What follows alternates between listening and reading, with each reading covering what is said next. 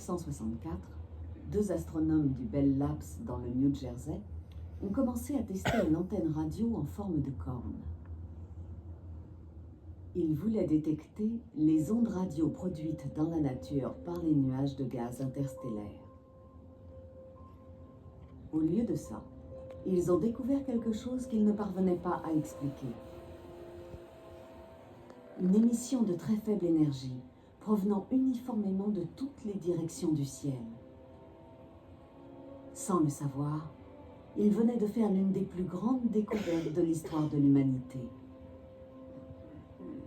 Un rayonnement émis 380 000 ans après le Big Bang.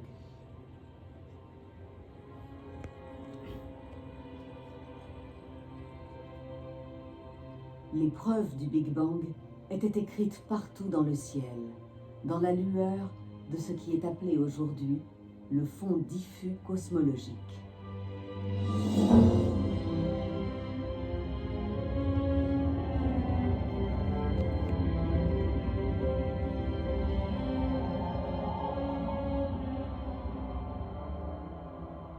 Les satellites ont depuis cartographié le fond diffus cosmologique en détail, révélant comment la matière et l'énergie étaient réparties au début de l'univers.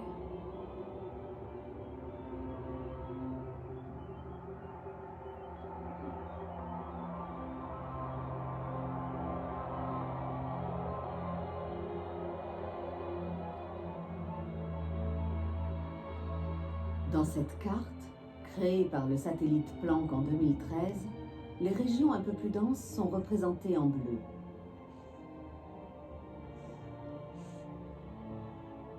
Pendant des milliards d'années, elles ont formé des amas de galaxies.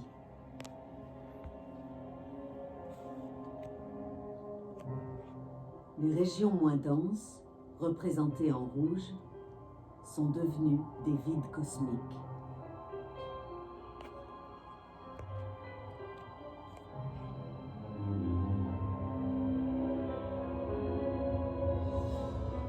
Tout ce que nous voyons dans le ciel appartient au passé, car il faut beaucoup de temps à la lumière pour nous arriver depuis les objets situés loin de la Terre.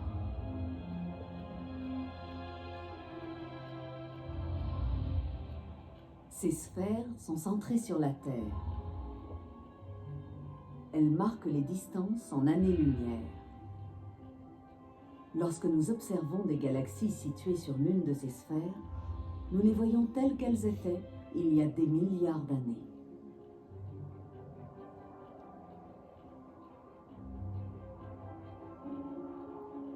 Nous volons dans un atlas tridimensionnel contenant des millions de galaxies.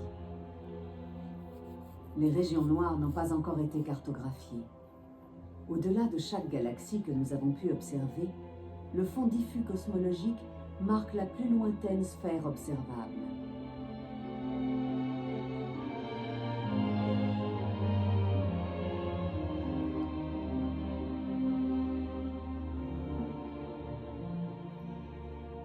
Pourtant, des preuves de ce qui s'est produit encore plus tôt dans l'histoire cosmique peuvent être trouvées juste à côté de chez nous.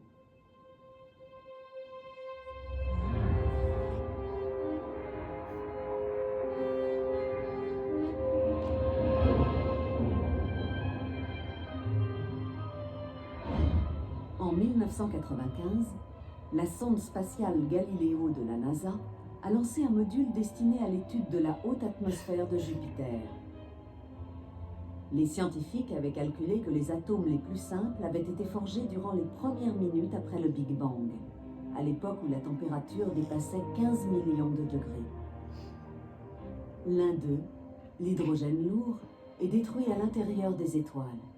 Il devait donc être encore plus rare à mesure que l'univers a évolué.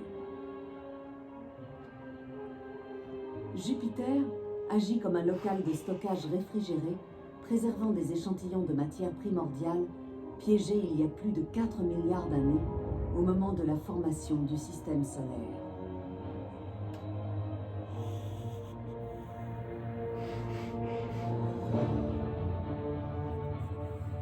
En analysant l'atmosphère de cette planète géante, les scientifiques ont pu déterminer la quantité d'hydrogène lourd existant alors.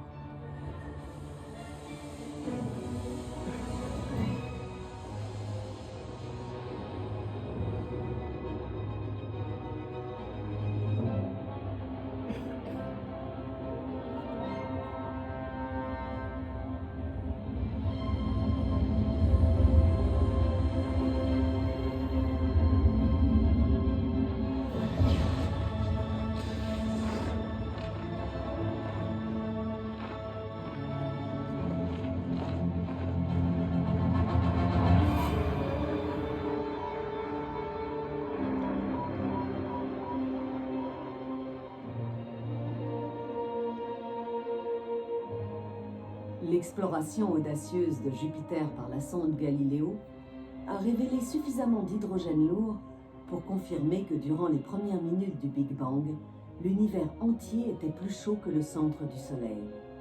Assez chaud pour forger des atomes simples.